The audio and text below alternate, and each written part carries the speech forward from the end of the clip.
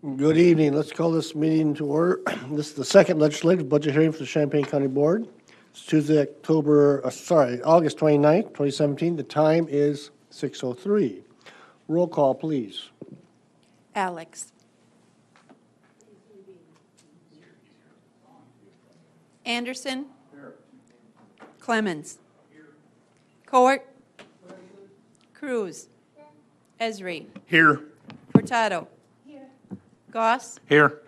Harper. Hartke. King. Marsh. McGuire. Michaels. Mitchell. Patterson. Petrie. Present. Rector. Rosales. Summers. Tinsley. Weibel. Here, Mr. Alex has joined the room also. We have a quorum. Seek approval of the agenda. Moved by Ms. Court, second by Mr. Harper. Mr. Schneider, please, will you speak about the agenda? Thank you, Mr. Chair. I'd like to ask that we defer the nursing home budget review until the Finance Committee of the Whole into September. We just received the updated numbers last night, and we have not had a chance to vet everything. I also have some questions for SAK involving our AR reports and some of the trying to figure out what's exactly going to be collectible out of that. So I'd like to have that information available for the board before they consider the budget. Is there any objection? Okay, very good. That means that effectively the agenda is just the front page only. Don't worry about the back, because that's where the nursing home is listed. All right, all in favor? All opposed? Motion carries. So like last night, I'm going to pass the gavel to Mr. Alex and let him take over. Mr. Schneider, do you have any intro marks or? I am silent tonight. Okay, Mr. Alex, you get to give the intro. Thank you, Mr. Weibel. I think we have the same crowd here tonight we had last night, so I will dispense with the formalities. Again, please try to keep your questions on point with regard to the budget. If you have questions about operations of these departments, you can certainly contact department heads and or Mr. Snyder via email or ask to set up a meeting. Otherwise, let's try to keep this focused on the budget tonight. And with that, I will let Mr. Snyder continue. Thank you, Mr. Alex. Welcome, everyone, to our second evening of legislative budget hearings. Last night we discussed the general fund. Tonight we're going to talk about everything that's not general fund. So we're going to start with our special revenue and joint venture segments. As we begin here, I'd like to briefly introduce our department heads and directors for each of these operations. First up will be Animal Control. Stephanie Jose is here. We also have the Children's Advocacy Center represented by Carrie May. Our County Board of Health is represented by Dr. John Peterson. The Mental Health Board represented by Lynn Canfield. Our JIS Consortium, which I will mention here, is an information-only presentation. It's not a budget that's approved by the County Board, and that's Leanne Briab-Riley. She's not here. And then finally, the County Highway with our County Engineer, Jeff Blue. Thank you. All right, so I'm going to start with animal control. Thank you all for being here tonight. We'll start with animal control. This budget here, 091000 is the roll-up budget, so it has a couple of departments that are listed within here, but this has the entirety of the budget listed. There are 8 employees in animal control. For FY18, revenue is expected to come in at $582,807. The expenditures are $543,969. So revenue exceeds expenditures. This is another highly labor-intensive department with 89% of the budget in salaries. The fees for this are come through statute, and they are through the registrations of dogs and cats in the county, and also contracts for services. The county animal control provides animal warden service and impound services under contract to several municipalities. This fund has always been challenged to provide enough revenue to do all of the required duties of the office. And the average deficit, as noted there, since FY 2012 has been a little over $30,000 a year. I know that Ms. Joes has worked very hard on the budget to try to find economies where possible, but we know that there are some sustainability challenges. There are a number of capital improvement projects that are needed for the facility. There's also needs in terms of the equipment, vehicles and such. So it's going to require some more thought, I think, going down the road to make this truly sustainable for as the operation. One of the sub-funds here is the Administration Fund 091-047. I do, before you go to the next fund.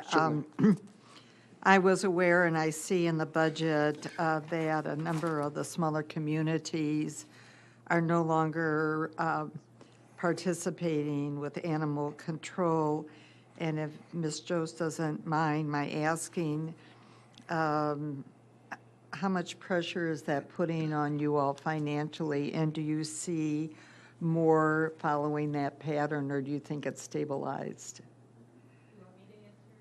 Well, you're here. Yeah, feel free. And I guess I could add to that, for new board members may not know this, but a couple of years ago, we sort of took a new look at the fees that we were charging the municipalities because they were sort of all over the map, and tried to come up with a more uniform way of charging municipalities based on population. And if you can mention, how you think that's working, that'd be great. I mean, did we guess right when we set those fees? Does that need to be looked at again? How are we doing? So we were charging per animal, per day, per call for service, and then we changed to a per capita cost to the villages. That caused a significant increase for the village of Mahomet, Savoy, St. Joe, who had been paying just per call, were then asked to pay tens of thousands of dollars. So they opted out of the animal control service. However, they do continue with the impound service for us. So the impact is it's something that we can absorb because we're not handling their animals, so therefore, the cost associated with it is not there. But for the uniformity of the county, I would really like to see us be able to get those communities back into the fold so that the citizens of Champaign County can continue to have uniform service and know where to go find their pet, and I think it would greatly benefit them. So I think we do need to, perhaps in the future, look at ways other communities charge municipalities for their service, and maybe model something after that so that we can get those villages back into our system. Thank you. Yes. Village of Savoy shows that they have, they're budgeted $8,069. Just out of, I'm sorry, I didn't hear you. the village is, according to the budget, it says Savoy is paying money, $8,069 is budgeted. That's for impound only. That's in pound, okay, but, Right, so Savoy, Fisher, Tolono, St. Joe, Mahomet, all opted to do their own service. okay. But everyone else does the impound, but Mahomet will be discontinuing their impound services this year. So. Do we know what they're doing instead? Are they actually building a facility? No, they're going to house their animals with a rescue. And do we know how this is working for these communities that have decided to go on their own? Like, what do they do? I remember at one point there was discussion about having us cover them when they went in together on a contractor, essentially. There was questions about what would happen when that person was unavailable. Have they been able to address that problem on their own? Well, I really haven't been in contact with them too much because I think what's happening is they're just not providing the service. So when an animal is running loose, they're just letting it go. The towns that have police departments like Tolono and Mahomet, they're able to address it, but St. Joe and Savoy, I think the sheriff's office is addressing some of those issues, and they're just ignoring the rest of them. Okay, it's good to know. Thank you. I've had conversations, well, at least one conversation with the municipality who shall remain nameless, that I think they were interested in getting services again, but the issue is the level of fees that are assessed, so. Well, the reason we changed the fees was because they were getting more than they were paying for before, so Right. we'll have to be able to reconcile this at some point. Yeah. People want a Cadillac and they only want to pay $5,000, so that's always the challenge. So on this budget and also the next two slides, the numbers that you see, revenue expenditures, those are rolled up into the first slide. So this is not additive to that amount that I first showed you. One of the things that under the administration budget is that they're planning to implement new vaccination programs in the next year. Vaccination obviously is very important for public safety, and so getting that program out there is going to be important, I think. Next slide. The animal warden services, just so everyone's clear, the wardens are the ones who actually respond to calls if something comes in. And this is where those expenditures are located. This is funded primarily through those intergovernmental agreements that we have with other towns. Also, when animals are brought in and kept in impound, owners who come in to reclaim them all pay fees. One thing we are going to do is, until this time, we've only been able to accept cash or checks for reclaim fees, and we're looking at getting or setting up the animal control so that they can accept credit cards. It'll be a lot easier for people, a lot more convenient, and probably increase the number of people that'll be able to pay for things. May not be able to have, be able to come up with the dollars for a reclaim. On the impound side, there's no staff changes planned and no major purchases planned for the next year. Again, as Stephanie mentioned, they're going to be looking at some changes to the impound agreements to address the revenue situation.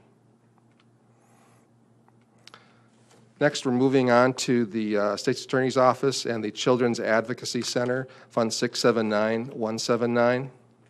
You see that revenue expenditures are approximately in balance. I think there's $6 difference there. So $322,930 in revenue, $322,924 in expenditures. This is a grant-funded program. At one point, the county board had provided some supplemental funding to bridge a gap in the grants. It was about a year ago or so. And then now this the new grant will be kicking in. It's going to fund through that expanded Victims of Crime Assistance Fund grant the positions for the child forensic interviewer, the multidisciplinary team coordinator, and also a contract crisis clinician to work with victims. Also new is that we've executed an intergovernmental agreement with Ford County. That's going to also allow the flow of additional funds into this operation. Next is County Board of Health. Revenue is $970,332. Expenditures of $955,072. So the funding for this operation is done or is accomplished through property taxes as well as permits for things like sanitary inspections, food permits, and also state and federal grants that are received. County Board of Health is funding part of the Smile Healthy program that is operated through the Champaign-Urbana Public Health District. In fact, all of the services that are provided through County Board of Health are provided through CUPHD. We've had a contract for a number of years with them. The revenues expenditures also include a $74,000 increase that's coming from a tobacco-free grant through IDPH this year. Next. I have a question. Oh, sorry, didn't see there. I have a few questions, Dr. Pearson, if you'd like to.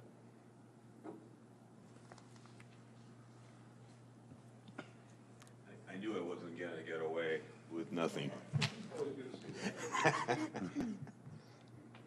Thank you for coming, by the way. Sure, Thank you Jim. for your work on the board. You've been there for a while. Obviously, the $74,000 being applied directly to professional services, which I find that there are other things that could be applied for. I guess my first question is, there's quite a huge fee increase schedule that is still outstanding. Is there still been a decision to do that? Is continue The with? 74,000? Well, I mean, there's a lot of money coming in, additional funds coming in, and are just being applied to professional services, which means it's just going to the Yeah, Champaign. the tobacco-free grant is a pass-through grant, and the reason that there's been such a big increase this year is that there were surrounding counties that declined the grant from the state. So we ended up taking that money. Okay. This is a state-funded program from the tobacco settlement. But is the Champaign Public Health Department, rather than the Champaign County Health Department, taking the $75,000 for itself, rather than it being applied to the county funds and uses? Because the professional services line, which is where it's apparently being applied to, because those costs are going from $807,000 to $910,000, which is an increase over $100,000.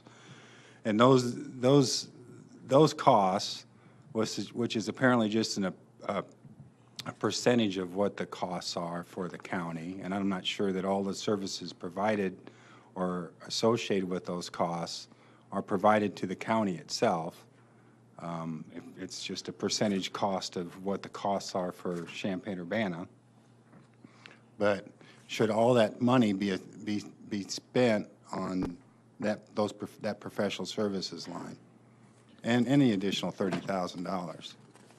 Well, I Doc, think I- with respect to the tobacco-free grant from the state, which is what you're, I think, largely referring to, those services have to be directed toward smoking issues. Could that be done in the rural part of Champaign County? Yes, it's going to be done in the rural area. The 74 here is directed toward county residents only. This portion of it is directed But toward it's county being- activities, not city activities. Okay, so why is the professional services line, which is a charge that apparently is being paid for to Champaign Public Health, going up $110,000? Well, our directing- services, our professional services are contracted through the district, through the Champaign-Urbana Public Health District. So we have a contract with the district to provide services. So the money that's attributed to the county for this particular grant and in most of the other activities that we do are purchasing services from the district, which is then providing the service to the county residents. Yeah, but that's still a pretty significant increase in the costs of these services. I think they're pretty significant anyway. Oh, it is. And It is very definitely, but it's also a significant matching increase in the revenue. But again, the reason that we obtained so much revenue for this program was that surrounding public health districts could not manage their portion of it. So they basically ceded that money to us. Okay, I guess I have a problem with both issues, that our costs for professional services, because it's a percentage of all the costs that are associated with every dollar that is used to run Champaign-Urbana Public Health, which I don't think we are necessarily available in the rural parts of the county. I don't think we are getting those services. You don't think we need smoking cessation services in the I rural didn't parts say of the that. county? I'm talking about every line of cost that are, and benefit that are available in Champaign-Urbana are being used in the rural parts of the county, and we're being charged a percentage, and I'm not sure, I'd have to find out the budget for Champaign-Urbana, but I'm not sure that percentage is the same for the rural parts, and I'm not sure that we should be having such a large increase in one year, and I would not support this budget. And I guess the next question I have, is there still an issue of a fee increase? And I'm not sure why we can't have the revenue or levy lowered if we have this much coming in, because also we have the reserve continuing to increase for this fund. Well, Jim, with respect to the 74 in this line item, this is directed simply toward smoke cessation, and there in fact is a program presented at our last board meeting that is directed toward rural communities outside of Champaign-Urbana for this, particularly with respect to advocacy of ordinances, smoking ordinances in those municipalities. And one of the novel programs that is being contemplated is a look at regulation of e-cigarette use in public places, similar to the tobacco use in public places. So that 74 is directed only towards smoking cessation efforts. Now, with respect to the carryover, we spent, and I spent, a long time on that at our last budget, at our last meeting. I think the way that you can attribute that sort of stepwise increase over my tenure on the board, which is now approaching 14 years, is that it is contained in the line item or in the paragraph that describes the distribution between the assessed evaluation distribution between the Board of Health, the County Board of Health, and the Champaign-Urbana Public Health District. What has happened up till this year, or last year actually, is that there were estimates made of what that relative distribution would be between the county board assessment for for the county board Department of Health and the assessment for the city portion, Champaign-Urbana Public Health District. What was happening, well, actually I'll have to say Deb Busey was doing a better job than our current administration on this, because she found that when and this is a joke, by the way, I'll run into trouble if I don't say that.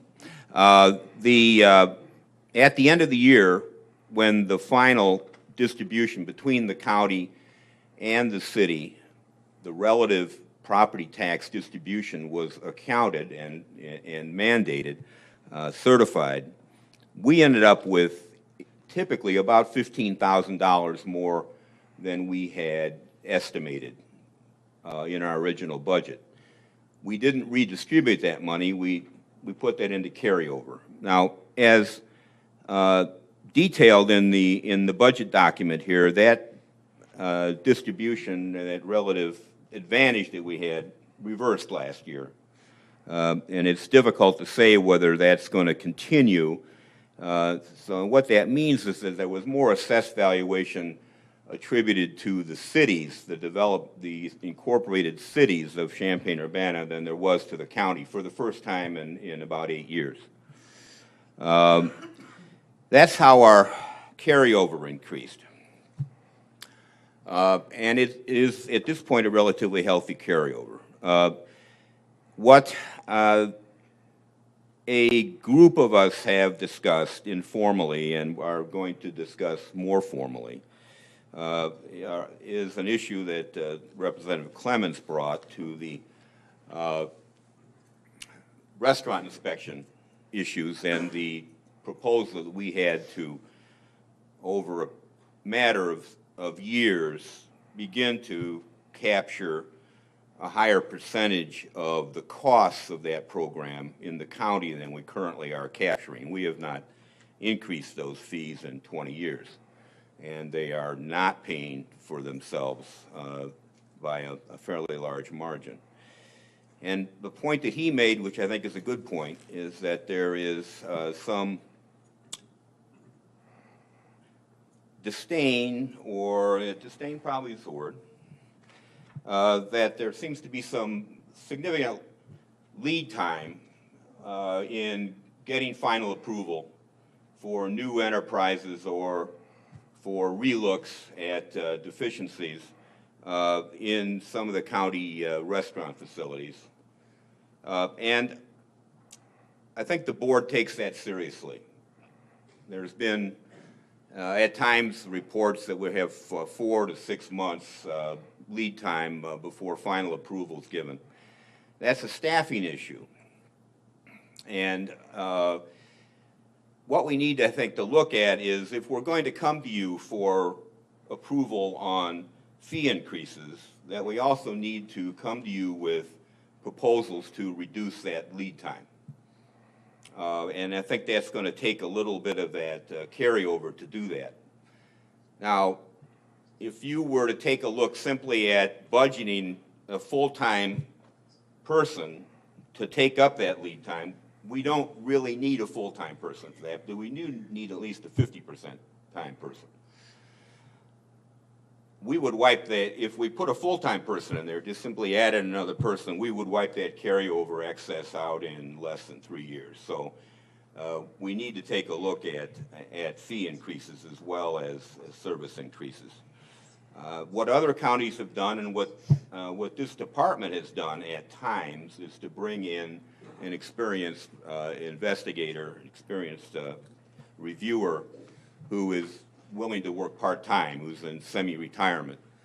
That has worked in the past. It, at this point, does not appear to be feasible. We just don't have those people around right now.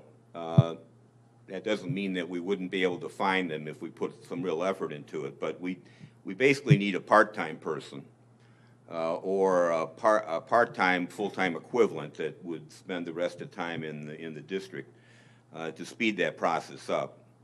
And so the current members of the board are committed to looking at that issue before we bring fee increases to you.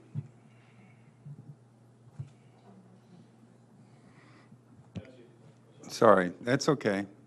Well, Dr. Peterson, we went through that whole fee increase issue last October, I think it was, in November.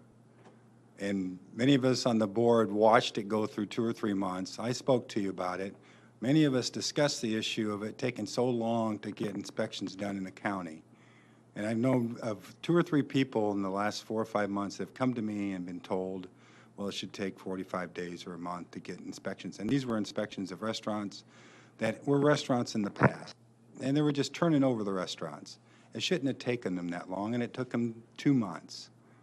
Now, your budget is, for personal services went from $746,000 to $800,000, and now it's going to $910,000. Now, you can say it's $74,000 for the tobacco fund, but after $100,000 more, if you even take that out, or $125,000 more, you could have hired somebody in the last year to do that without raising the other fees.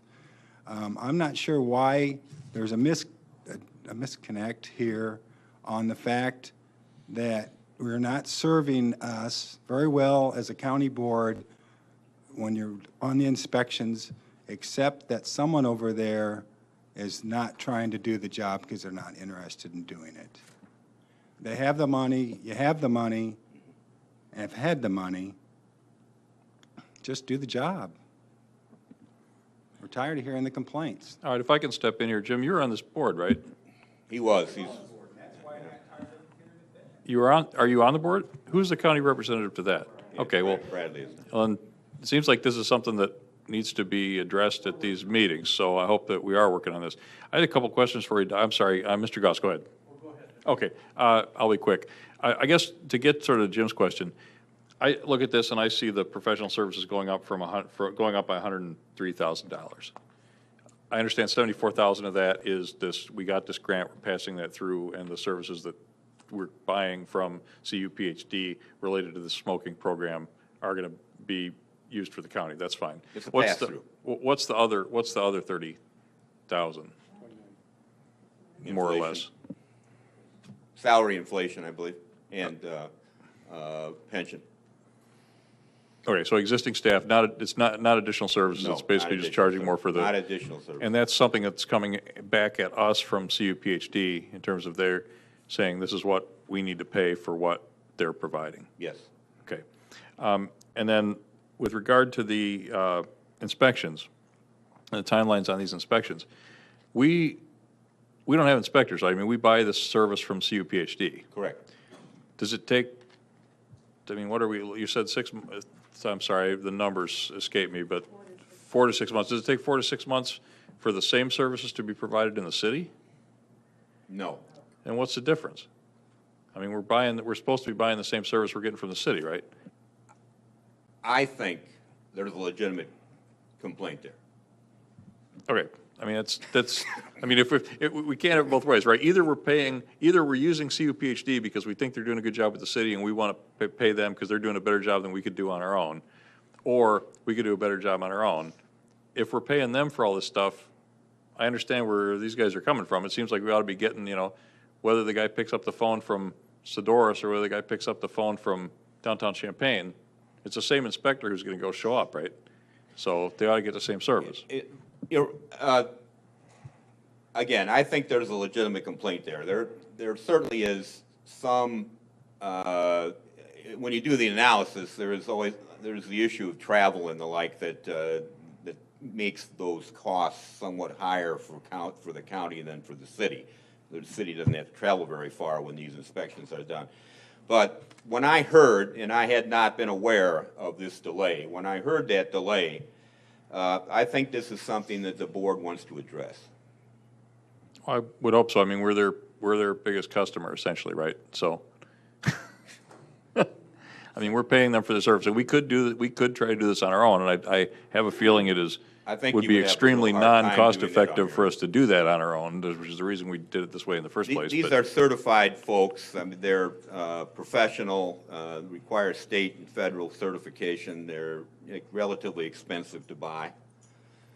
Sure, I mean, I'm certainly in favor of intergovernmental cooperation, but again, we ought to be getting the services we're paying for. So I wanted to understand where that, I mean, I think the 74,000 is a red herring. I mean, if the state's going to give us the money and all we can do with it is pay somebody to run this program, we're going to pay the CUPHD because they're the ones who are able to do it.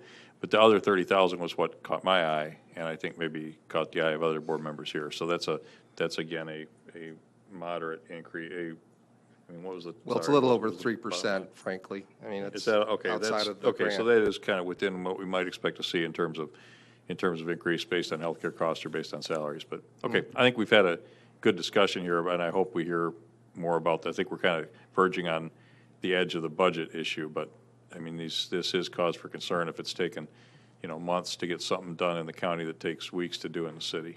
Mr. Goss? Just quickly, is there some place where I can find a line item split out of this professional services? I don't want to waste your time, but if I can find somewhere that gives me that, They had a more detailed, didn't they? The more packet- detail. The packet that you received. Oh, sorry. I think he's asking for a breakdown within the, finer grain breakdown than just professional services. Yeah, something more than professional services. What makes up professional services?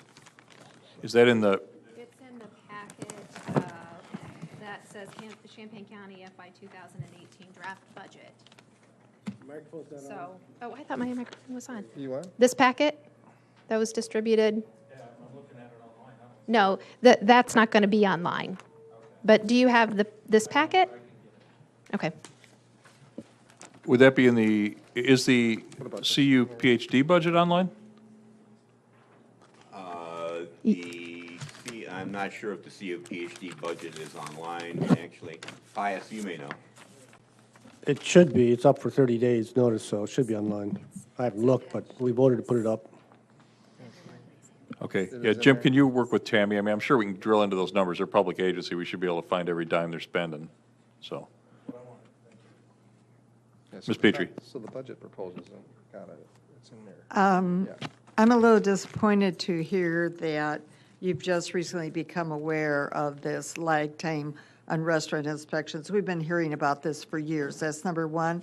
And number two, for Brad Clements to carry on with this since he's now on that board. One of the things that I've always thought when I've listened to all of this all these years is why isn't a matrix put out on how long it takes to do those inspections and door-to-door time and how often they do them? Just start getting this equalized. All right, thanks. Got anything else on the mental health, or excuse me, the public health district budget for Dr. Peterson? I'd Thanks, like to Doc. bring up one thing on the fund balance issue. My understanding is that one other consideration that needs to be taken up by the board involves, well, County Board of Health and probably, and possibly County Board, is that this fund balance also provides some backstop in case there's some sort of public health incident. So if we have to respond to something, we might draw down, most or all of this fund balance. And if it's not sufficient, guess where it's going to probably come from? I mean, I can't imagine the county board is going to allow an emergency to go on without taking care of it. So that money comes out of the general fund. So I think that's one consideration that needs to be looked at, is whether this is sufficient to respond to the likely incidents we might have to work on. And that's been our concern all along. We had put that figure at 25%. We thought we could operate for emergencies under 25%.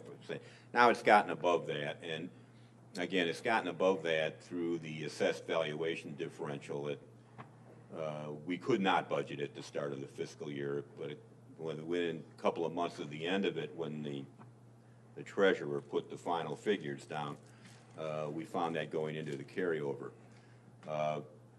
So again, I think the board now is committed to looking at this delay that you brought up, Bradley, and trying to put together a program to address it.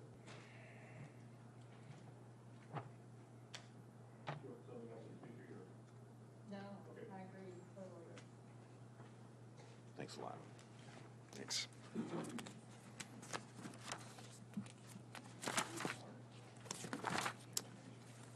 All right, the next several budgets we're going to look at are related to the Mental Health Board. This is one of the largest investments that the county makes in social services to the community.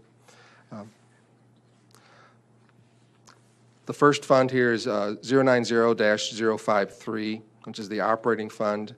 You'll see that revenue expenditures and balance just a little over $5 million and 6 full-time employees. These are this includes the director and support staff that are located here at Brookins. The Mental Health Board operates primarily through its distribution of grant funding to agencies and organizations in Champaign County to provide services.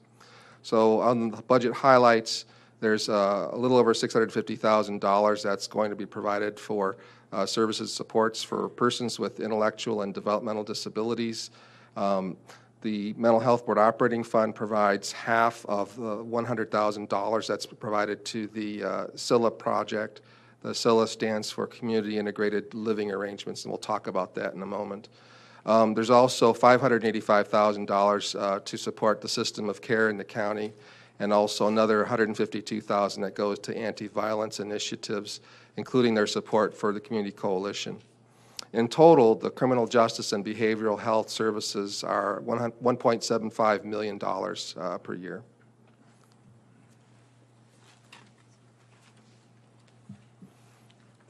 As I mentioned, the Community Integrated Living Arrangements Fund 101-054. Currently, Mental Health Board and the Developmental Disabilities Board have been working on providing housing for adult individuals that qualify for these CILA living arrangements. I believe that homes can support up to 8 adults that have IDD issues. And so we currently have 2 homes that are operational. I believe that the boards have made a decision to suspend any further purchases at this time and focus on the 2 homes that they have. Revenue is $118,000. That's primarily the two transfers of $50,000 from MHB and DDB. Expenditures are $94,194. Individuals living in the homes do pay some rent. However, all that rent money goes towards the maintenance and repair of the home, so it does not go back to the county or MHB.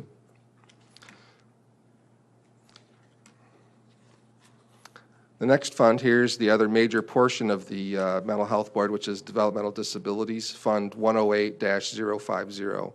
Again, revenue and expenditures in balance at $3,895,508. There's a number of initiatives that Developmental Disabilities supports. One of their main focuses is the Employment First collaboration. That's to provide employment for people with intellectual disabilities or developmental disabilities. They also support a number of supports and services throughout the community related to behavioral health and also medical services. They have also increased investments in independent living, as we mentioned, with the SILAs, and then community employment and day programs. Is there a question? Sorry. Rick, I just wanted to mention that if you're reviewing these budgets online or via the binder, we have updated the property tax levy lines for both the Mental Health Board and the DD Board. So they're not going to match what Rick's showing you on the slide. One of the other things that Developmental Disabilities does is it provides support for anti-stigma programs. So there are efforts in the community to educate people about the challenges people have with developmental disabilities and help reduce barriers for people to get services. Next here is a cleanup item. This is the closeout of the Access Initiative grant. Actually, it was closed out previously, Fund 641053. It's just going to drop off of our budget after this year, so it's the last time you'll see it. Oh, Mr. Alex. Ms. Petrie was first. Oh, thank you very much. Lynn, thank you for the matrix showing the funding and the explanation of it. One of the things that I just wanted to bring to your attention, in case you hadn't heard the preliminary sort of outline of what the Racial Justice Task Force anticipates to bring to us in their final report that they're working on very hard right now.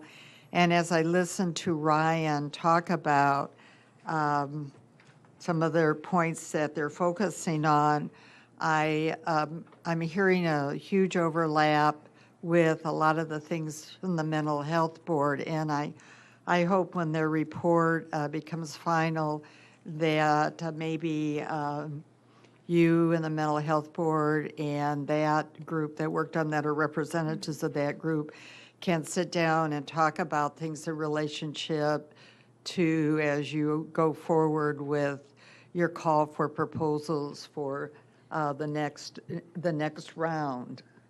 We actually, well, let me ask you, because I'm not familiar with the recommendations that may be coming, but.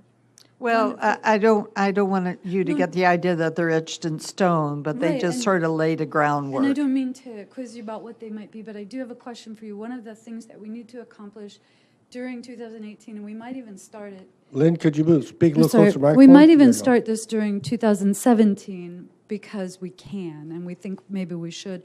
We have to do a community needs assessment every 3 years, and traditionally we've used other community needs assessments, and like there's an I-plan right now, which I think by Right, the time they're in that's the done, throes that will of be that, right. really helpful. That will inform our needs assessment. So maybe this is another document that we need to weave into what we're doing. Is that? your That impression? would be part of it, and they worked with Professor Bev Wilson in the Urban and Regional Planning Department, which you might touch base and get a pickup on that aspect. And then I do have a question about the SILA. Is it still hard to get, yes, I can tell by your face. Okay, I got the answer. It's really, yes, we spent, Yeah, could we ask here the question? The ESP here isn't working for me. okay, no, this is a really great question, and I, just as a, thank you for the brief overview of our really complicated investments. I think that was really That was really helpful, but this is one of the smaller pieces that we do. $100,000 a year it's not the biggest thing we're doing, but it's really important. The idea was to provide small group homes in Champaign County for people who had maybe they had been living 3 or 4 hours away just because no other appropriate group home was available. Sometimes it's because those were people who needed a lot of specialized care, which the providers here weren't able to do. So the idea was we would purchase the homes that are actually appropriate for 3 to 4 residents rather than 8. 8 is more traditional, and unfortunately, all over the state of Illinois, group homes are having to go back to that level, toward 8, or go out of business, because this is one of the most expensive types of long-term support. And I mean, it's also, you know about this because of the nursing home, that long-term care is incredibly expensive. And if the Medicaid administration in your state is not perfect, then the people who suffer first are those who rely on the long-term care. And so it's the same for the people in the CILAs. And a board member and I and one of my staff spent a good part of last night and this morning trying to help a family who have a problem which, if I described it to you, it would sound horrible, but to us, it's the norm. It's the norm that people don't get a group home placement until somebody's got broken bones and they're trying to figure out whether they should spring their family member from jail. So you're right. It continues to be a problem, and the Mental Health Board and DD Board will have a difficult task next year of looking at that fund where, I just happened to notice that our fund balances aren't growing a whole lot, which is great. I didn't intend to hold them down, but that's what we need to do. They hit their low point in May, so we need to have enough money to pay the bills until May.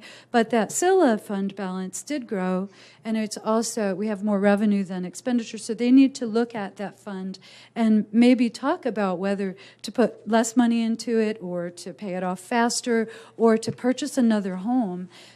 And then we get to the challenges with running a home in the state of Illinois, which are that you can't staff them. And there are empty beds in the state now because agencies are not able to find staff at the really low rates people pay. So you really hit that is really the tragic thing about today for DD.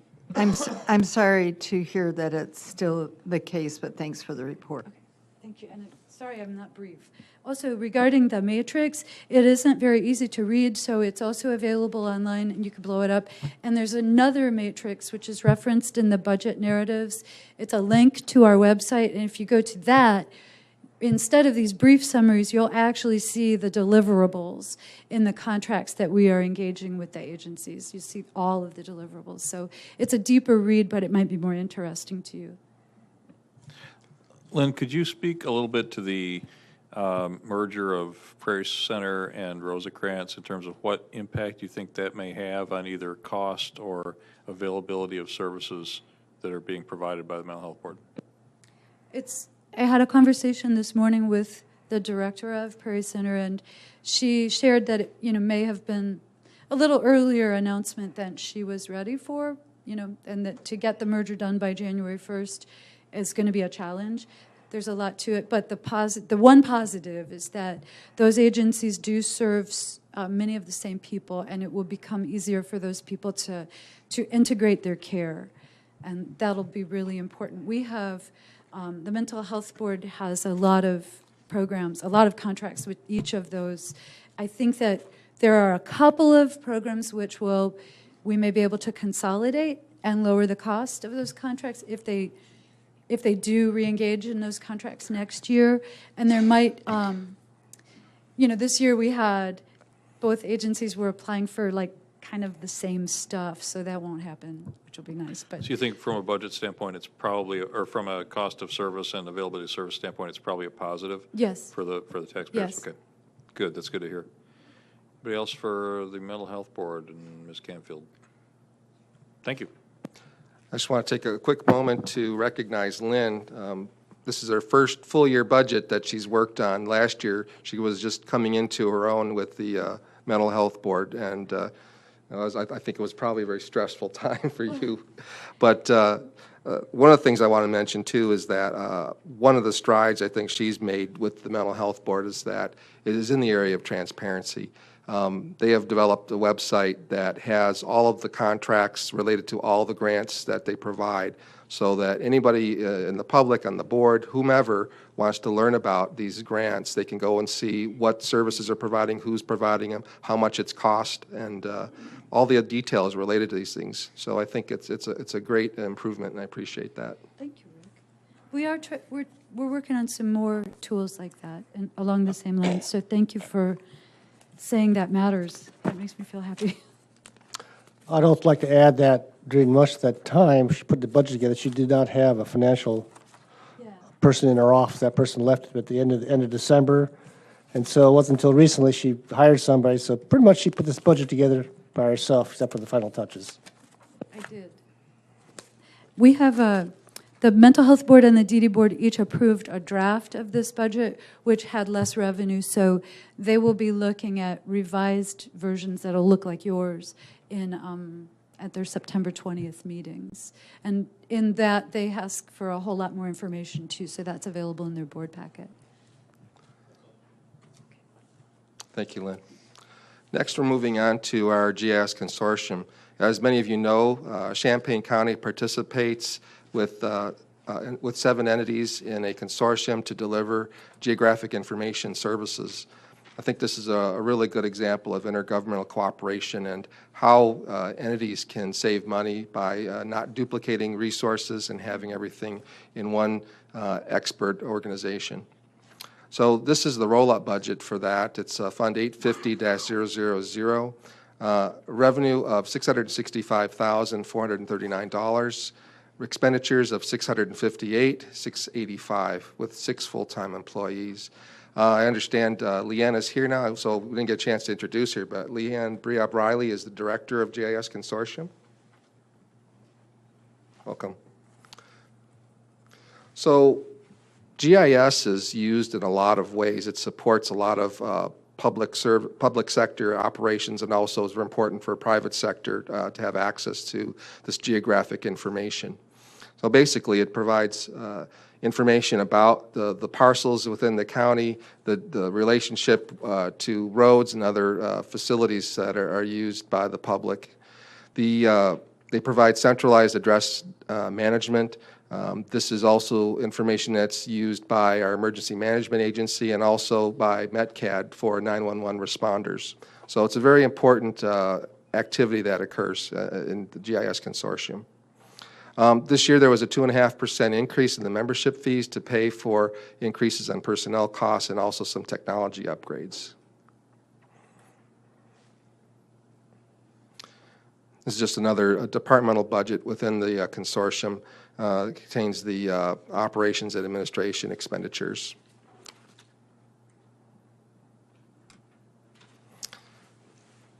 Fund 850-112 contains all the capital and technology purchases, $84,500 revenue and expenditure in balance.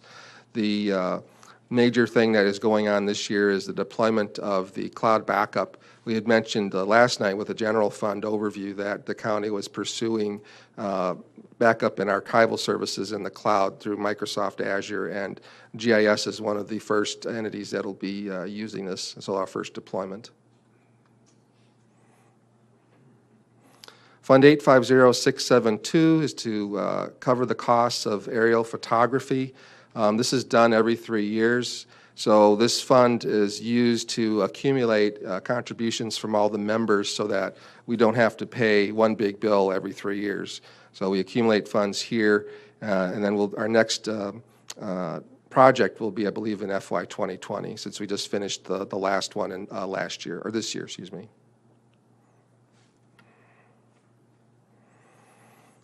Finally, this is the last fund here is Fund 107-010, revenue of $330,400, expenditures of $304,114.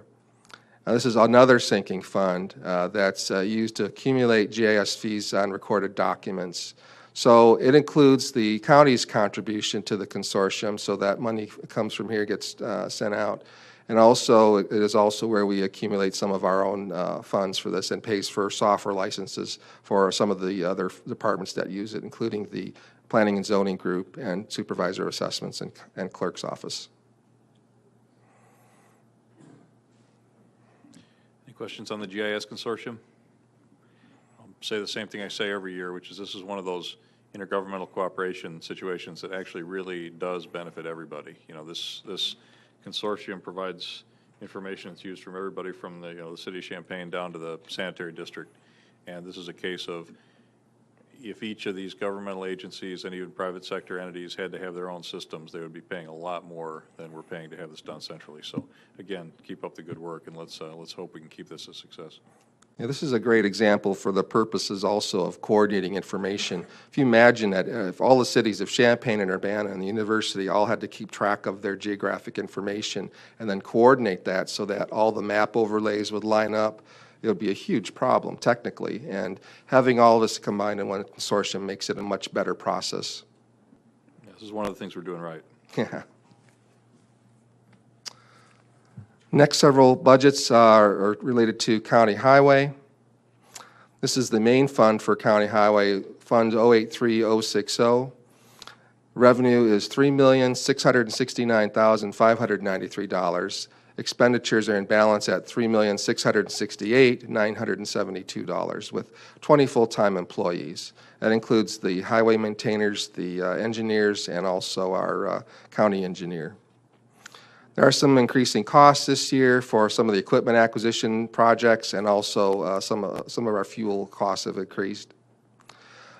This fund was used to borrow some money. As you'll know, we had to replace 4 of the highway vehicles due to some mechanical issues, or actually it was a manufacturer issue with some of the international trucks. We replaced those, I think, with Max. Is that right? Yeah. So rather than borrowing the money, we were able to take it out of reserves and save the interest costs of that. Also, we're going to use some of that to pay for a building painting project that's been completed, and also repairs to the structural panels, the joints between those needed resealing. We also have realized $107,000 from the sale of those decommissioned trucks, so to offset the costs of the new acquisition. This year, this is a new fund, the Building Capital Fund, Fund 083062. This is a sinking fund that we've established to help defray the costs of any future maintenance and repairs on the highway building. As you know, we've just retired a bond to pay for the construction of County Highway. And rather than take that revenue that had been dedicated to that debt service, we're putting that money into this fund so that we won't have to ask, or hopefully not have to ask, County Board for any additional monies to maintain the building. And I believe that based on the plan I've seen that this will be able to maintain it properly. Rick, what was the approximate amount we were paying for debt service? I'm going to say $96,000, I think. Okay, so the $100,000 is the kickstart of that. Yeah. But it'll, in future years, it'll be paid for out of the levy, and that line of the levy, essentially. Yeah, the deferred maintenance plan, I think, had over the next 10 years roughly $1 million in expenditures planned, so $100,000 a year. So we should be good. The next fund is the County Bridge Fund, Fund 084060. Revenue of $1,261,793. Expenditures of $2,151,000. This provides the fund matching to construct bridges. IDOT has a program that helps the townships build their bridges, and we build about 10 of these each year. One of the challenges we've had is that there have been changes, I believe this may have emanated from the federal government originally, but in the standards for bridges. Some of this was triggered, I think, with the Minnesota bridge collapse a few years ago. What that means is that some bridges that we thought were good are still good, but they don't meet the standards that we have to adhere to. So that's going to cause an acceleration in our bridge replacement schedule.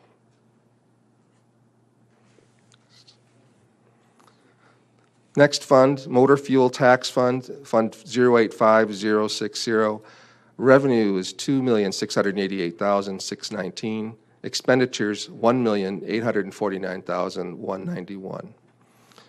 As mentioned here, the minimum fund balance goal is to keep $1 million in there at all times. Our county engineer's done a great job in getting grant funds to secured for our construction season next year, so we're going to be doing some work there. As you know, also, one of the challenges with motor fuel tax is that the state of Illinois has not changed the amount of fuel tax since the 1990s. So it's almost 30 years since there's been any change in that, and the money just doesn't go as far as it used to. So that's another challenge that County Highway is dealing with. Yes, Ms. Petrie. I see conferences and training listed on 2 of the budgets. Are they split up for a reason and different funds? I'm sorry, which budgets are you looking at? The highway, county highway, if you look at page 243, in conferences and training, it's 3,000 projected for this year and next. And then if you look under the motor fuel tax on 251, there's conferences and training, and it's listed at 8,000. So is there a reason they're split up like this? And is this cover training for everybody in the highway department, or how is this done? Well, I know there's one FTE associated with motor fuel tax, so it may be that it's for that employee. I don't know, Jeff, do you have any? Yep.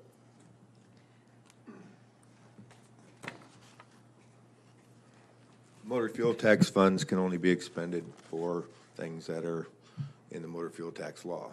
And one of those things is for my salary, my expenses, and my attending conferences. The other line item in county highway is used for the other engineers to attend the conferences that they go to. That's why they're different. That's why they're separated. Yes, Thank you ma'am. very much. Thanks, Jeff. Stan? While Jeff's there, really no budget concerns. How are the bridge inspections? Or we got any major problems coming up? We have 2 bridges on next year's plan for replacement that came up in bridge inspections this year. Not necessarily that they would need to be replaced due to their structural condition. It's just when they get into a certain point, the state comes and re-rates the bridges. And these bridges are, 1930, 1940 vintage. They weren't built to stand 80, 90, 100,000-pound vehicles. So that's why what Rick was talking about, the re-rating of all the bridges statewide, just when they were built at the time, they were built to carry the loads that were being driven down the roads at that time. So they're all being re-rated. And what would appear to be a structurally sufficient bridge is we're going to get a number of them over the next few years that are going to be load posted, and then we're trying to get ahead of the curve on those. Thank you. When you say 90 to 100,000, are you trying to tell us that some farmers are overloading? I didn't say that, you did. He's pointing his finger at you. He knows where you live. Yeah, he does. Any other questions? Well, if we don't repair the bridges, we'll find out pretty quick who's overloading, because they'll be the ones whose truck's at the bottom of the creek. Just a comment I was going to make with regard to the motor fuel tax increase. I mean, something else obviously we've seen, the motor fuel tax is cents per gallon, right? And it's not inflation indexed. So we're getting the same number of cents per gallon that we were getting in '94. And obviously, I think construction costs have gone up a little bit since 1994. So it is a cause for concern. If you have a chance to talk to your legislators, we're being expected to do more with less. And of course, another issue with the motor fuel tax has been that money seems to have wandered off to a lot of other places compared to where it was going in 1994. So the counties, municipalities are getting a smaller share. More of it's been swept. More of it's been diverted to other funds. We do have this constitutional amendment, which hopefully will help with that going forward. But it is cause for concern. So keep an eye on your representatives in Springfield there. The sweep is paying for schools.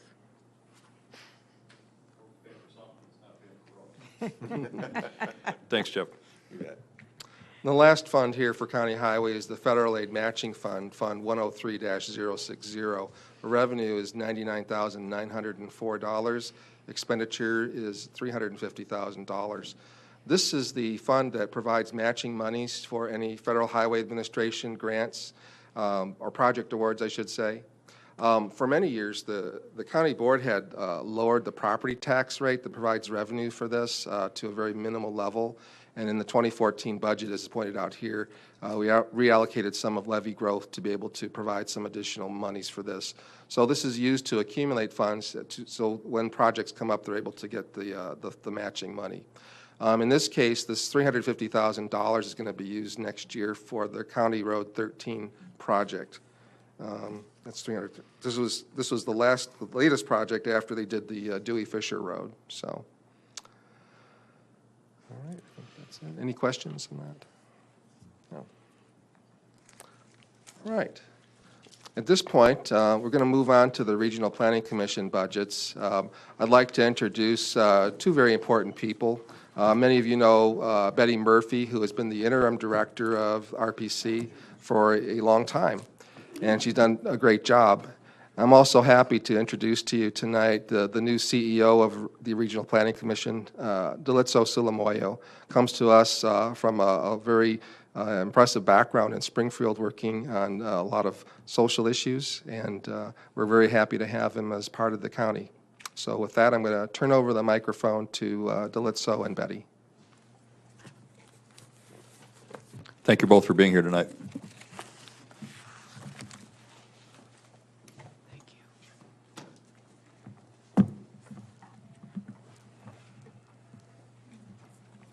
Thank you, Rick. Is it on? They're on. Okay. Thank you. Thank you, Mr. Chairman, members of the County Board. Thank you for the opportunity to present our draft budget for FY 2018.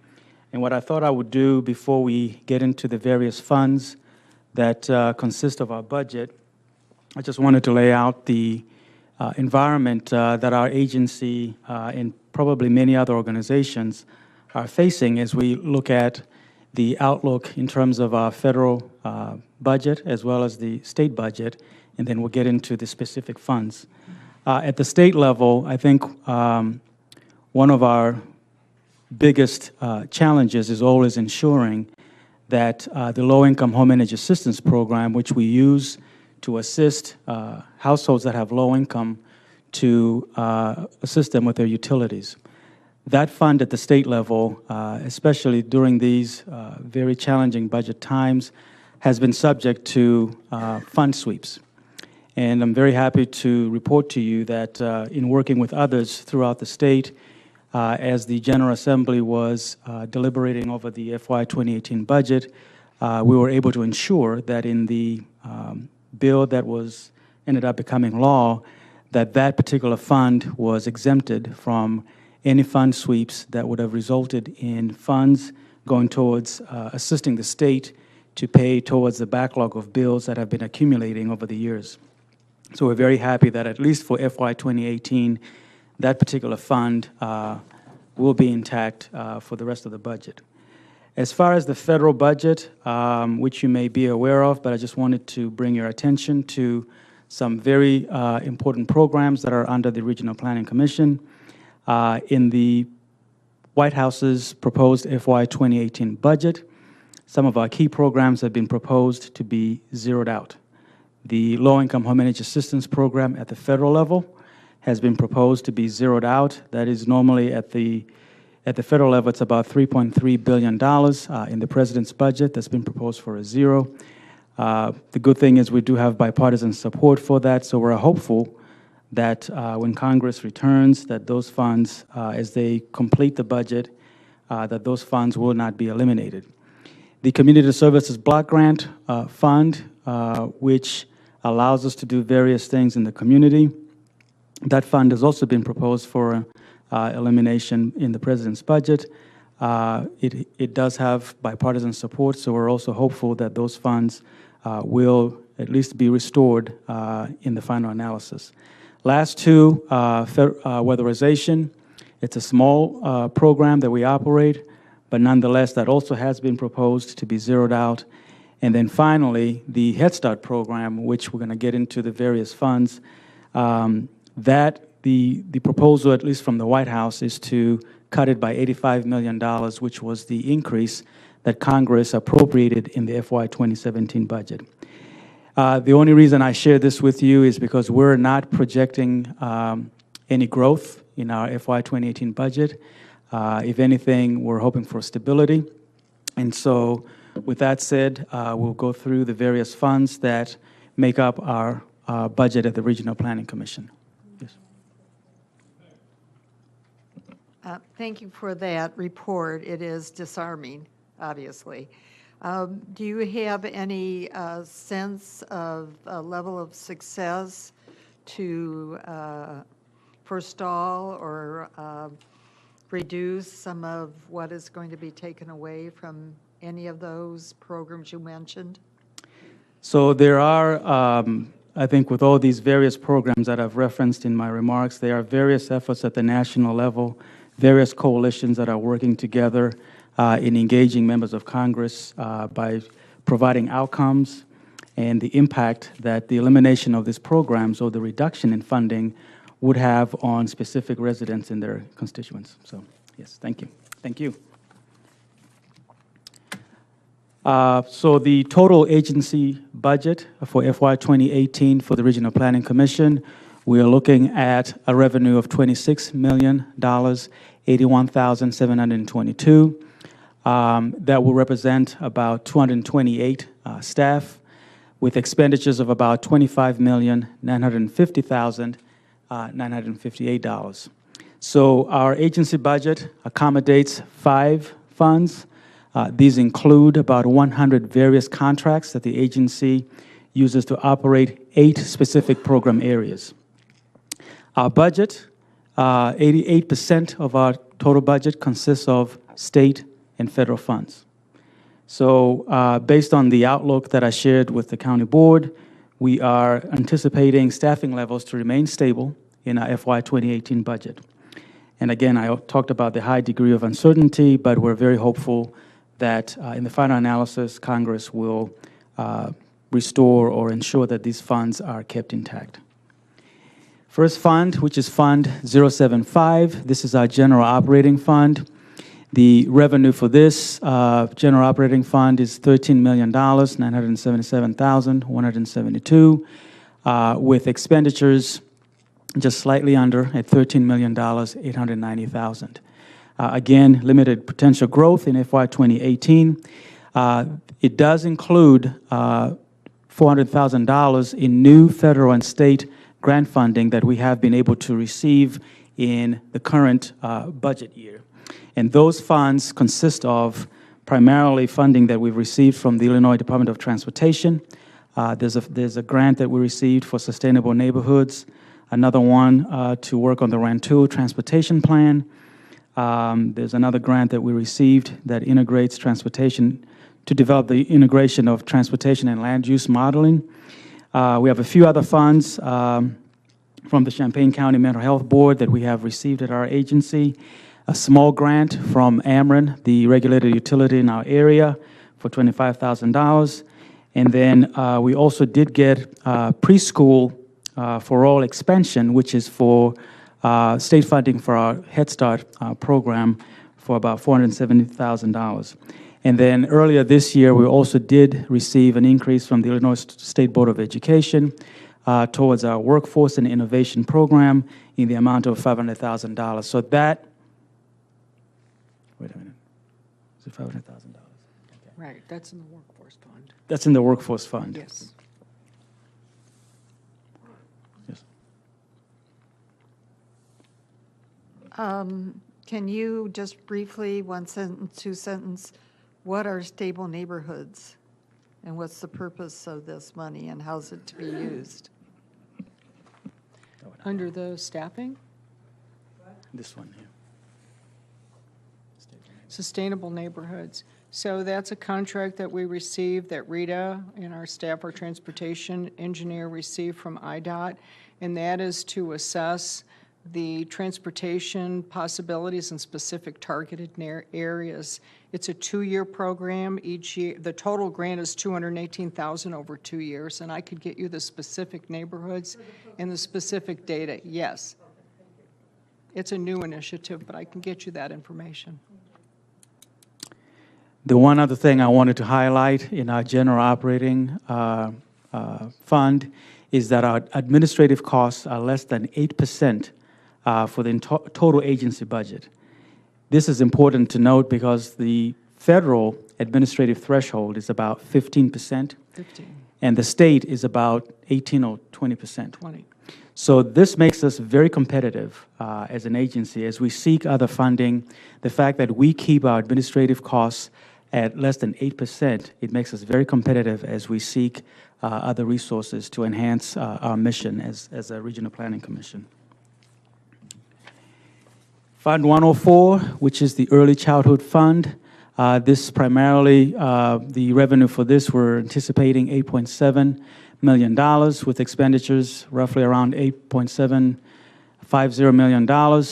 This fund is a blend of both federal and state funding streams. So we receive the federal Head Start funding directly from the federal government, and then we also have state funding through the Illinois State Board of Education.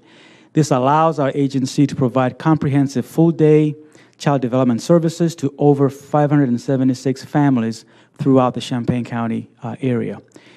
We are anticipating some additional funding. We're going to be submitting an application to the Illinois State Board of Education in September for a couple new classrooms we're hoping to expand in Rantoul if our application will be successful before the Illinois State Board of Education. But without that, we're also, again, looking at limited growth for Head Start. As I pointed out in the beginning, at the federal level, the administration has proposed to cut the Head Start funding by the increase that Congress appropriated for FY 2017. So not so much growth, but nonetheless, we are still looking for other funding, at least at the state level. Fund 110, which is the Workforce Development Fund, we're looking at $2,994,125 in terms of revenue, expenses matching.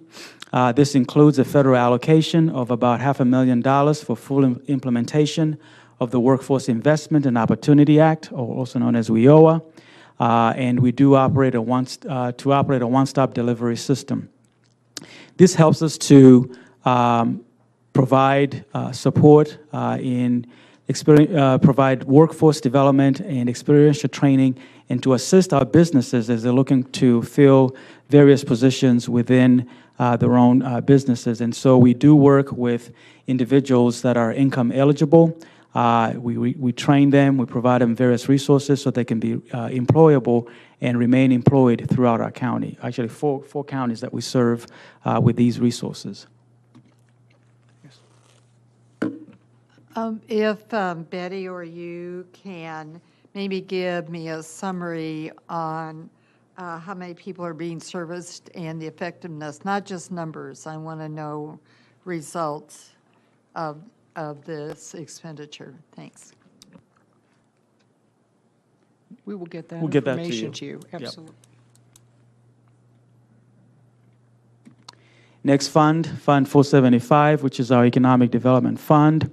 For this fund, we're looking at a revenue of $110,000, expenditure of $262,000, and I will explain where the discrepancy is. But this fund accommodates our restricted revolving loan portfolio with proportionate job creations for the any loans that we make to businesses. There is a job creation requirement.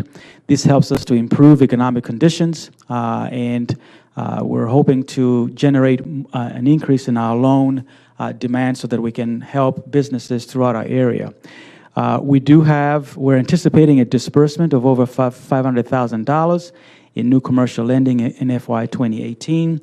The fund does have a fund balance of $7.3 million. If you have the binder, if you go to a tab that says Economic Development Fund 475, you will see that we have a fund balance of 7.3 of restricted funds that were used to do any further loans that business approach us to help them support.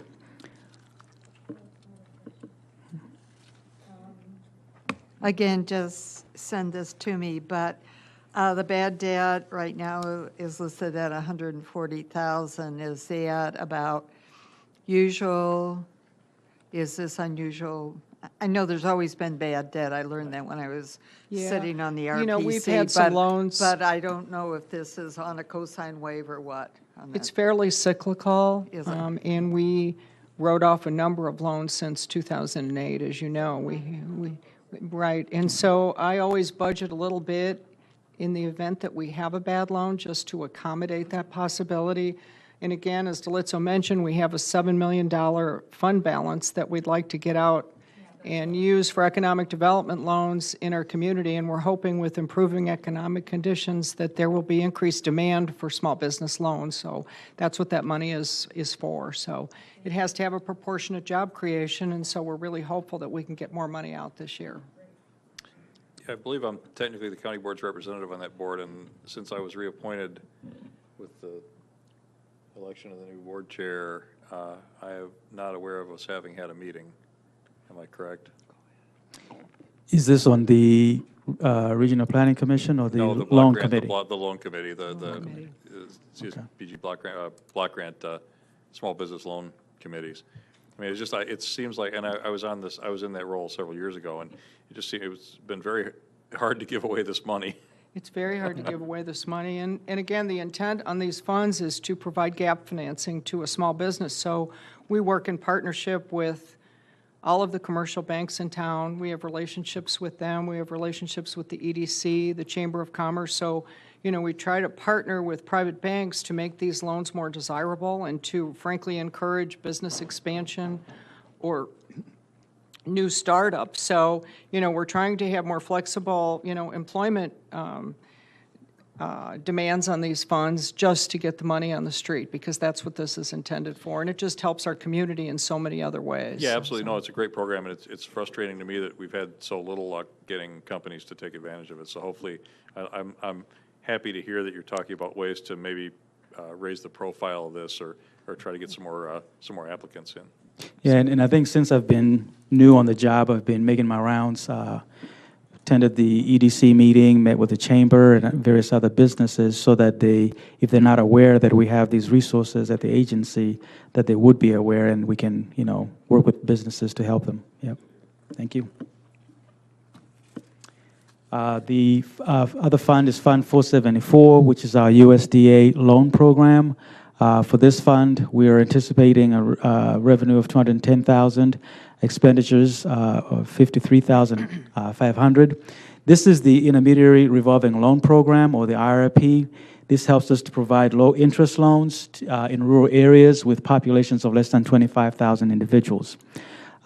This includes an estimated disbursement of over $250,000 in new loan activity.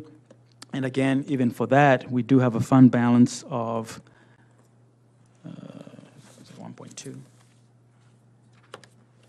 $1.2 million.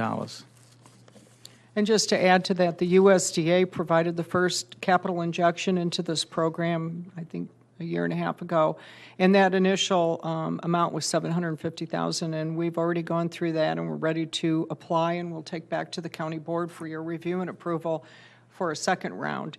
The nice thing about the IRP program is that it allows us to serve rural areas with the smaller populations, but we can help municipalities, public sector, as well as small commercial loans in those areas. So it has a lot of, we can target some infrastructure improvements in small communities, water, sewer, public facilities. So there's lots of flexibility with this program, and actually we've had some really success, a lot of success with this, and the USDA is encouraging us to continue to apply for a second round of capitalization. So we'll be bringing that back to you. I guess that's it. Yeah, you want to go through this? No. Any more questions or comments related to the Regional Planning Commission? Not, Ms. Silamayo. Ms. Murphy, thank you for coming. Thank you for the opportunity. Thank you. Thank you.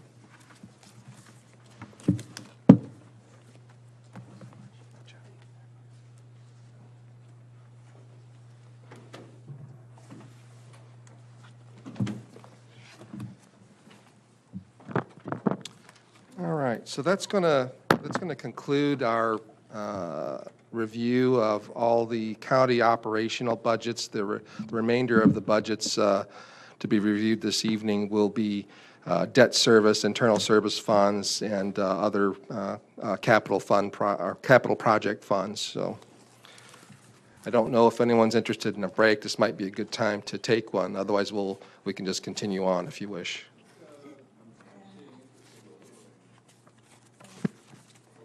All right.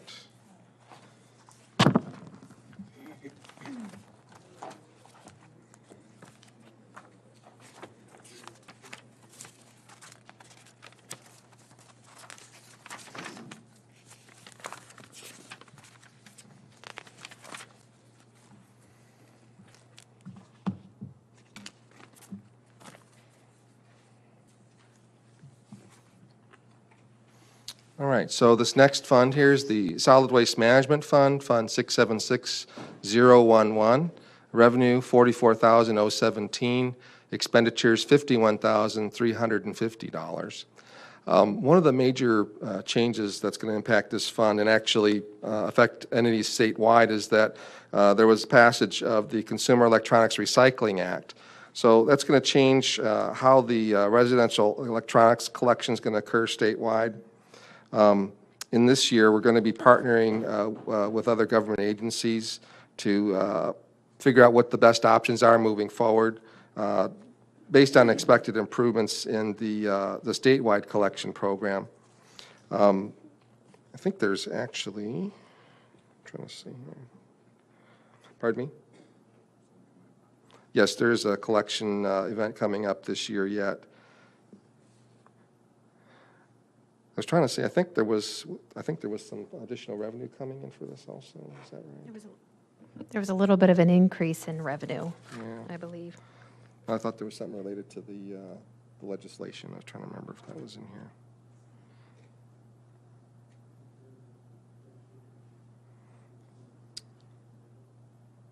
Under gifts and donations, potentially. Okay. All right. The other thing is that Susan Monte and their staff are going to continue working on household hazardous waste collections. They've formed a leadership team within RPC and working with other entities to address that as another unmet need in Champaign County right now.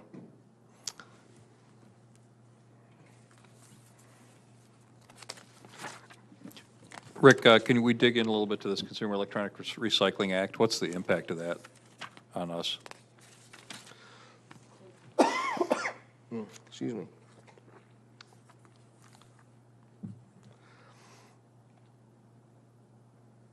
What this means is that it should defray the costs to the local entities for these collection programs. I believe that there's an impact to electronics manufacturers and distributors that will pay. There will be some offset, I think, for that. So it should reduce the financial impact to the county and other people that participate in these things, and also provide for a more coordinated effort for the collection. So it's a tax on electronics that then gets passed on to governments to run these collection events? I'm not sure exactly how the tax is going to be applied, but it's administered through the Illinois EPA. So unfortunately, Ms. Monte's not here, so I can't give you any more details on that. Okay.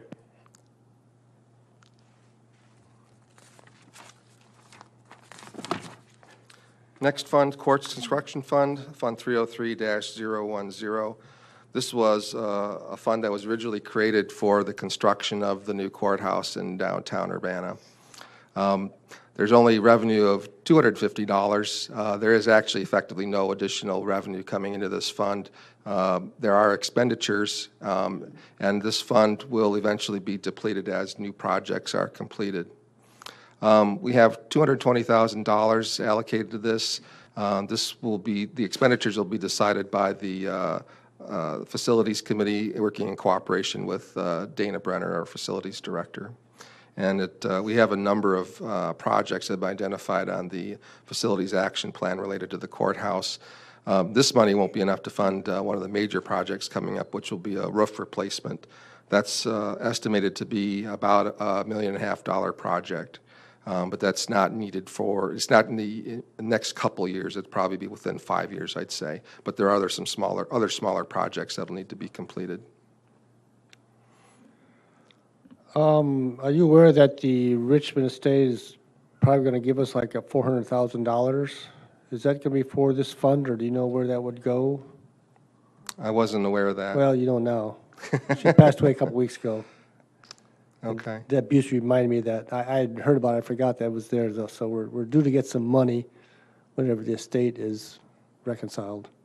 I see. And I assume it's going to go towards this fund, but I don't know for sure. What, do you know what the bequeath, I don't know what you call it, but whatever the direction was on the money? Was it? Well, they originally put, donated money towards the reconstruction of the courthouse tower, so I assume it has something to do with the courthouse. Yeah, I think that, if I remember right, that money was going, I'm not sure about that specific request, but I know the CU Community Foundation was holding money for the maintenance of the clock and bell tower. So my guess would be maybe it would go to that rather than to the county.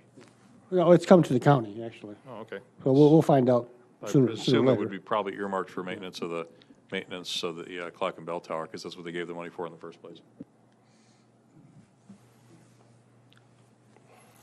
Next fund's Fund 629010. It's fund the Courthouse Museum. It's actually a museum dedicated or with an orientation towards information about President Lincoln.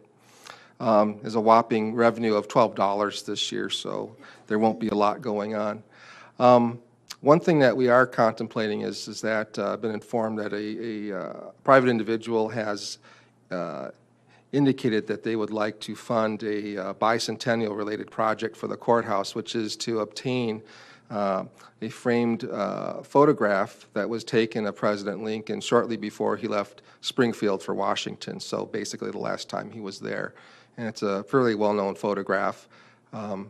The plan is that we would put this up in the courthouse in a prominent location, and it would be done on December 4th, which is just after the Illinois' birthday on December 3rd. Otherwise, that's it for expenditures here. Moving on to debt service. This is Fund 074010. This is the original construction fund for the new nursing home building in 2005. Revenue is in balance with expenditures, $1,440,463. There's a dedicated levy to service the debt on this item. The budget includes one principal payment and two semi-annual payments of interest. This issue was refunded a couple times over the years in 2005 and 2011 to take advantage of reduced interest rates.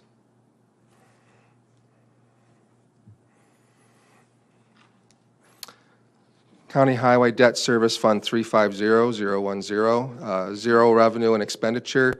This was the fund that was used to pay for the construction of the new building. That bond was retired last year, and so this fund will be going away out of the budget. This is the public safety sales tax debt service. There are a number of bonds that are associated with public safety sales tax, primarily the construction of the courthouse and also the juvenile detention center. Revenues in balance here with $2,307,960 for both revenue expenditures.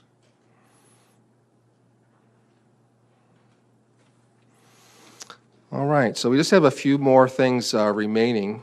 Probably the one that's of most interest to people is the public safety sales tax, so we'll start with that next.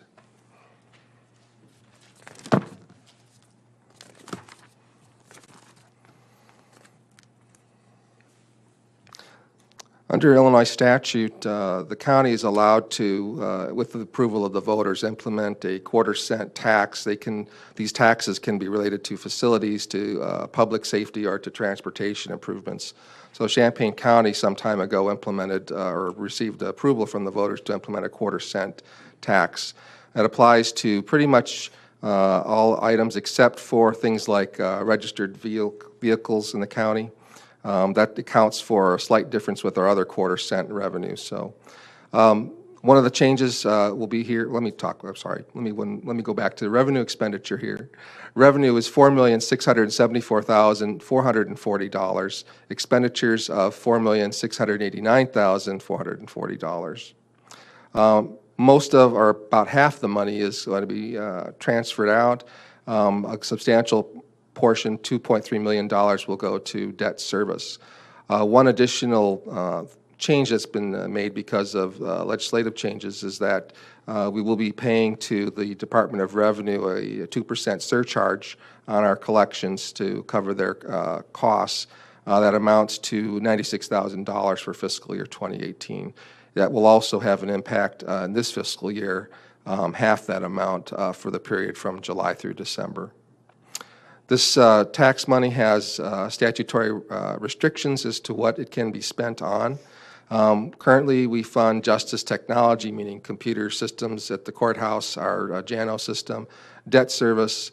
We also use it to pay for delinquency prevention and also county board initiatives like the Reentry Council and the specialty court or drug court support.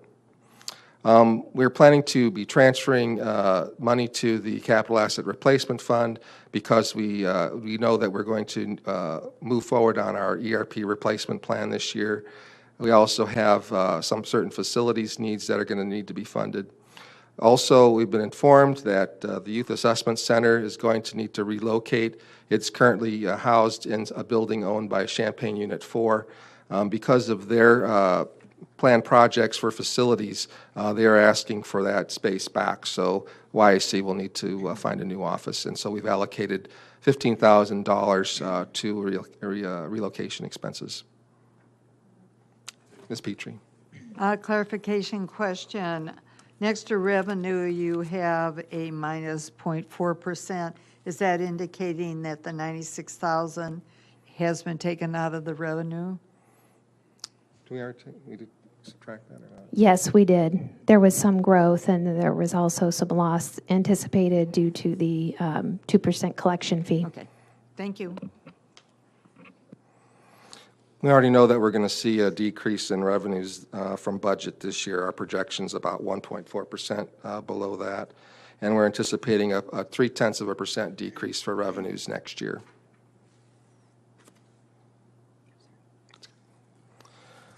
So some of the departmental funds within this. First one is County Board, Fund 106010. This is where tax receipts and interest are deposited. Revenue is $2,366,480. Expenditures of $2,028,480.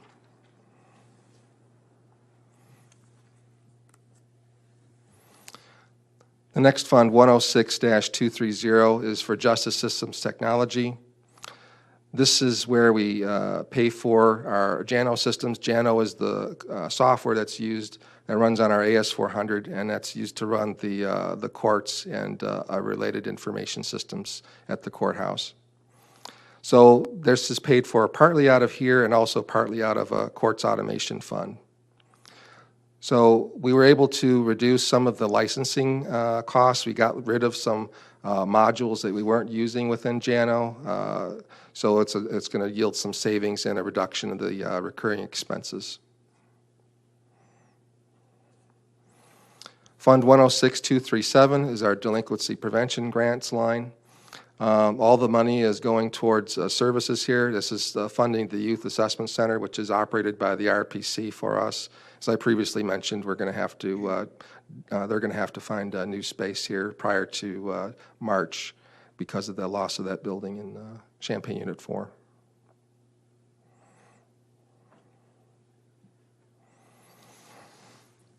Moving on, we're going on to the Illinois Municipal Retirement Fund accounts. This is Fund 088. Rick, I'm going to stop you while we're still on public safety sales tax. Sure. So can you give us an overview essentially of how this budget allocates the proceeds from the retirement of the public safety sales tax bonds? It looks like it's divided between essentially facilities expenses and increases in the reimbursement to the general corporate fund. Okay. You give the board just a thumbnail of that. Obviously, this will be a decision point going forward, but let me walk through this. To be. Oh, yes, ready to this- discuss this at upcoming Finance Committee meetings. So, and this is in your packets also, so you have more extensive details there if you want to review this. The expenditure highlights for this year, of course, debt service at $2.3 million, $2,307,960. $101,000 for the courts technology system. We also have money, $236,600 for delinquency prevention grants, plus the $15,000 that I mentioned. We've also, under the county board budget, we've appropriated 2 months of services for the reentry council. Now, when I spoke with Ms. Ferguson earlier this year, we came to an understanding that it was not likely that the council program would continue after this year. I know that the county board had expressed some interest in reviewing this operation also for its efficacy and seeing if we should continue funding this or other items. However, we have included the remainder of the funding which is $83,800. It hasn't been assigned to anything, but we thought that there may be some other program initiatives. So either if we're going to continue with the reentry council, if we make that decision, we have the money available to fund that through the rest of FY18. If not, there's money available to fund other initiatives related to this. So that'll be up to the county board. That'll be a decision point, as you mentioned. But at the moment, if people are looking for that money, it's in reimbursements it's in an increase in reimbursements to the general corporate fund for utilities, and it's in a transfer to the capital improvement fund. Is that where I'm seeing most of it? Well, you go ahead. Yes, that's where the most of the relief is. So as I mentioned last night when we went over the capital asset replacement fund, one of the new things is the funding of the AS400 lease for 2018. Additionally, the technology needs of public safety offices, the software for the Microsoft Office licenses have historically been paid out of here, computers for public safety offices, but the largest increase in expenditure is associated with the replacement of the mobile and portable radios for the sheriff's office, which were, I think, about $380,000 approximately. And then the $261,000, that is a transfer to capital asset replacement facilities fund for that committee to give direction. And then the increase in the reimbursement for public safety utilities and maintenance. Basically, when you break that down, it's about $411,000 more than was transferred last year. When I looked at the total amount of reimbursement, if it were to be reimbursed in full, it was about $850,000 last year. So I've backed that down. I know that we're going to see some savings in utilities potentially in 2018. One of the things I want to point out is that the general funds portion of the ERP in 2018 will be $136,000. So increasing this funding will help facilitate the general funds payment of that. Additionally, as we mentioned last night, we do not have built into the fiscal year 2018 budget reimbursement of the general obligation debt service from the nursing home. That's $280,000 that has to be absorbed somewhere. So the combination of that $280,000 and the $136,000 for the ERP replacement makes up that $400,000. Okay, thank you. That's a very useful information. That's a very useful explanation. So in effect, we're proposing that the first year of those savings be essentially be a maintenance budget to address some of these deferred maintenance issues, if that's and potentially this shortfall in the as a result of the nursing home nursing home budget not being able to carry the debt service on that. An offset against that nursing home's inability to carry the debt service on that supplemental construction bond. Okay. One side note I'd like to make also on this, obviously the public safety sales tax has restrictions on what it can be spent for eligible expenses. So we determined the percentage of public or justice-related operations within the county budget and used it by the expenditure level, and it's just over 50%. So we reviewed this with the state's attorney, feel that it's a reasonable way to proceed, so that's why we're allocating that percentage to the public safety operations for their share of the cost of the ERP replacement. Ms. Petrie? To help us with our decision-making as we go forward on the budget, it would be nice to have some information, both from the Youth Assessment Center and the Reentry Program, on what has transpired since we last approved a budget and moving money over to them, and not just numbers, actual results. When Bruce gives us the report of reentry, it's just a bunch of numbers, and it needs to be more detail and more robust than that. Thanks. Ms. Petrie, could you explain what you mean by results? I just want like a clarification so I can give them some direction. Okay, well, when Bruce brings, X number of people come in, we see Y number of people, we lose Z number of people, and we see a percentage of the X for a second time. And that's just data points. That doesn't tell us what is happening with those people. Do they get them into agencies? Does something happen with it as they go through this process? So you're looking. We never get. I went back and looked at a couple of Bruce's reports, and it's just these numbers, and that doesn't tell us how is this program working, what is the effectiveness of it. Even if it's 10% where there's an effectiveness of it, it would be really helpful for us to know, so as we make any decisions going forward, continuing support, whatever, so we have something robust to make those decisions on. So if I understand you correctly, what you really want is sort of qualitative data that's related to the outcomes versus Right, just not outputs. just quant. Yeah. And all they ever give us is quant without any qual. Okay.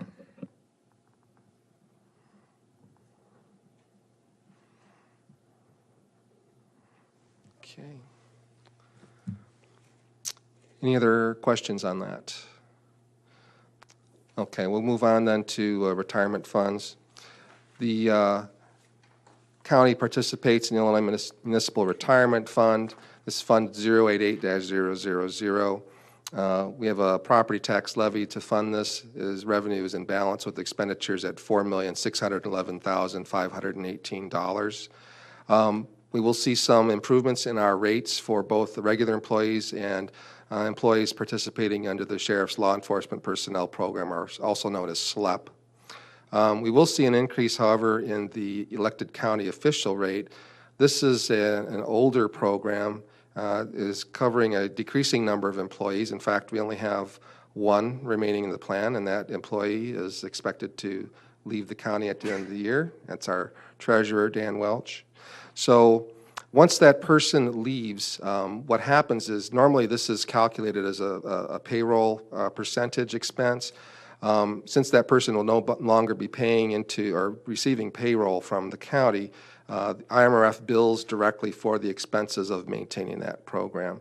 I don't know, do you have an estimate for the expense once that happens? I believe for 2018, it was a little over $200,000. Let's go on to the next slide. All right, this is a department of that fund, so this number is included in the first number that was presented of the $4.6 million. This is a separate fund that just covers nursing home employees so that we're able to separate this out from other expenses.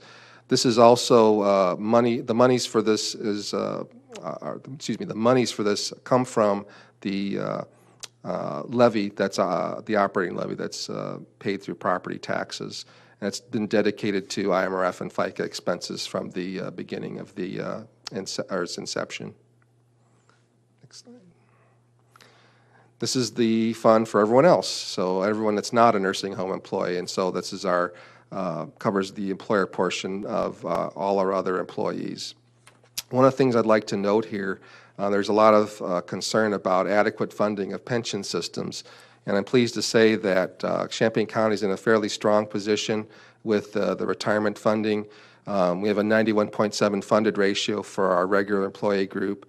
SLEP is a little bit less at 71.4, but when we look at the average funding levels are usually around 80%.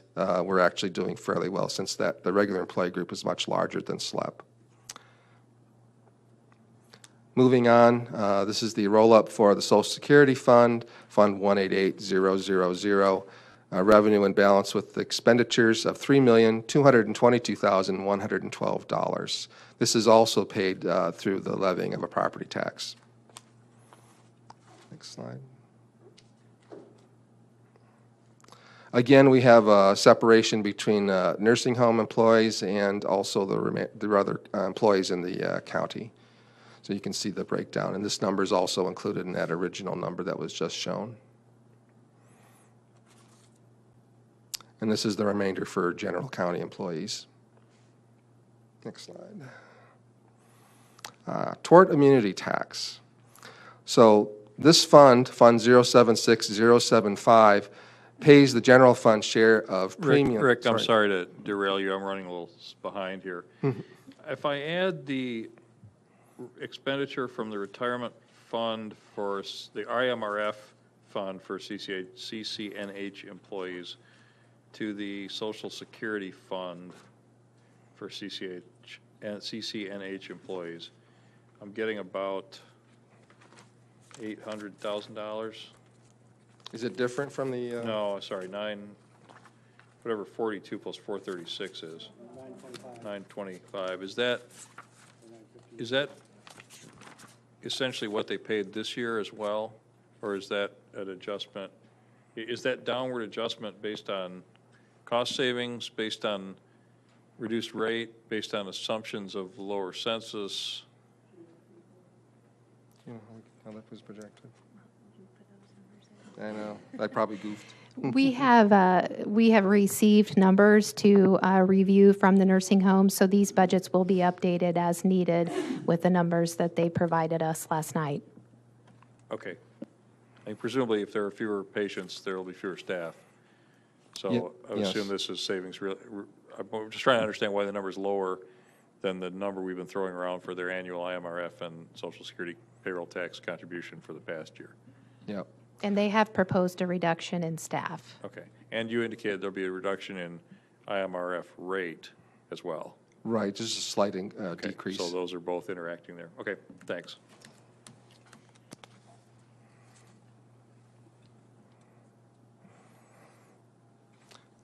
So going back to Tort Immunity Fund, this is paid for with another levy, and it pays for premiums and claims against our self-funded insurance.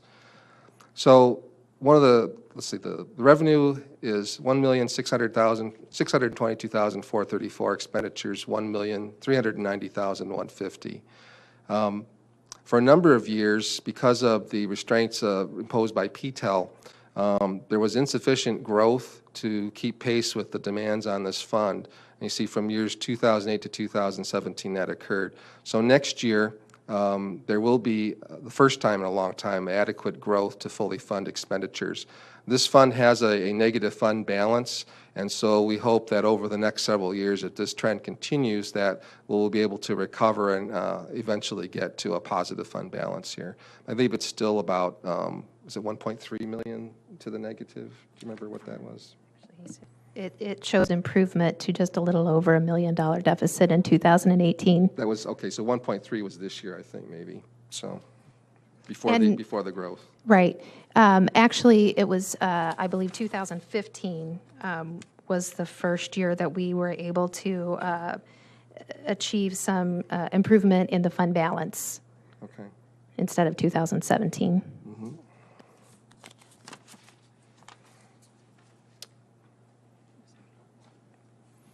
Moving on to self-funded insurance, Fund 476000.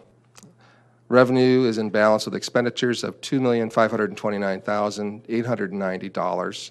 This provides the money to cover our liability, property liability insurance, auto liability, general liability, and also funds the unemployment and workers' comp claims.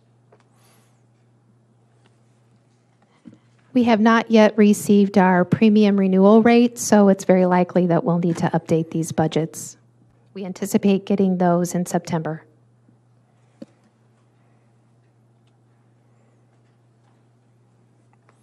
This is Fund 476119, Workers' Compensation Insurance. You see revenue of $1,224,223, expenditures of $1,158,975. One of the things that I've been concerned about, but we haven't had time to address, is that it seems to me that our workers' comp expenditures are high, even for the state of Illinois. And I think that there might be some opportunities for savings here. I think that we need to address employee safety training on a regular basis with a real program for that. We also should be looking at improving the operation of the safety committee to address potential hazards and also make people more aware of ways that they can work safely to avoid some of these incidents and, of course, the subsequent expenses to the county.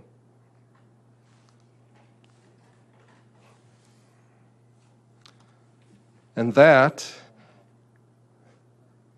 you sound sad, is the end of our fiscal 2018 budget presentation.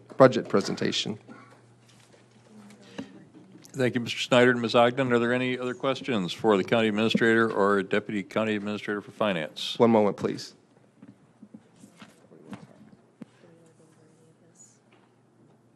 Yeah, I think we can give them a quick synopsis. Do you have the updated for the? Yes. Okay, I'll let you go through that. We have some updated numbers regarding our where we are with the overall budget.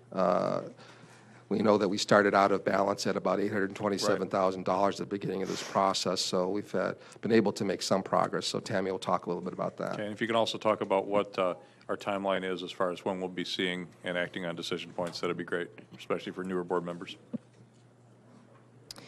So the draft information that was provided to you initially showed that there was still a remaining revenue to expenditure deficit of about $431,000.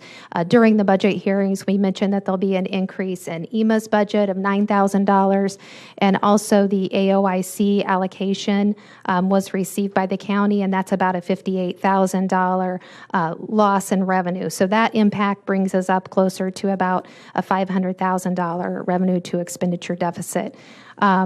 As Mr. Snyder had mentioned last night, we do expect to see some improvement in that line based on the outcome of the final rates for health insurance. So we will be incorporating that into the budget as well. In terms of decision points, we plan to bring those to the Committee of the Whole in September, and along with, of course, the nursing homes budget for review as well. Just for a point of clarification, the Administrative Office of the Illinois Courts traditionally has provided about 85% of the funding for probation and court services employees. That percentage declined to 81%, so just a changing in their formula this year. Thank you. Any final comments or questions from board members? Seeing none, thank you, Rick and Tammy, and thanks everyone for being here and for your attention over these 2 nights. And we will see you at the Finance Committee meeting in September.